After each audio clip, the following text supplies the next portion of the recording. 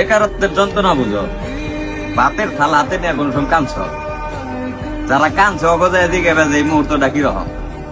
একটা ছেলের কাছে তার দুনিয়া হইলাম তার বাপ মা, সেই বাপ মা যখন তার সাথে খারাপ ব্যবহার করে যে সারাদিন কি করলি, একটা টাকা আনস না, আর কতদিন এমনি পয়সা পয়সা খাবি, এই কথাটি শুই না যে ছেলে ভাতের থালা হাতে দিয়ে কান্না করছে, ওরে যায় দিকে বেজে এই মুহূর্তটা কিরকম বা কষ্টটা কিরকম। এই প্রেম ভালোবাসার কষ্ট সবকিছু ফেল এই কষ্টের কাছে।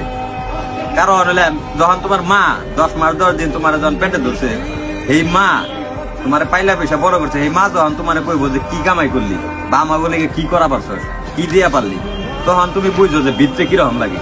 ভিতরে থেকে আমি মনে করি তখন প্রত্যেকটা ছেলের এই মুহূর্তটা যখন ফিল করে, ওই ছেলের আর মনে করো বাঁচার কোনো প্রচেষ্টাই থাকে না। মানে ওর মন চায় না যে আমি আর বাঁচা থাকি, তখনই মন চায় যে মরে যাই।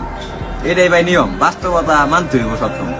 এই কষ্টটা মানে আমি মনে করি দুনিয়ার সব কষ্টের কাছে আর মনে হইব এই কষ্টটা। বাপ মা মনে করো এমন একটা জিনিস, না কিছু কম যায় না শোন যায়। মায়ের পায়ের নিচে সন্তানের বেশ, তো মায়ের কি কম। আর বাপ তো মনে করো পৃথিবী, এত কষ্ট করে বড় করছে, এই বাপরে বা কি কম।